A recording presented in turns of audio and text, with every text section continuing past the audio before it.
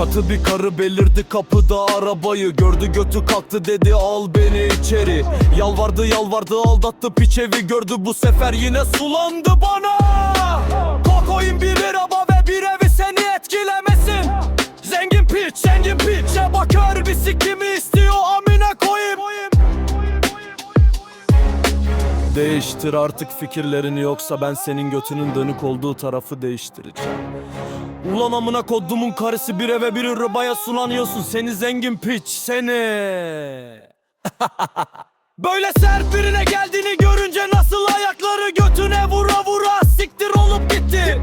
Yeni bir karı bu da zengin piç. Yeter artık başlarım sizi zenginliğinize orospu çocukları. Zengin piç, zengin piç. Sizin amınıza koyayım. Zengin piç, zengin piç.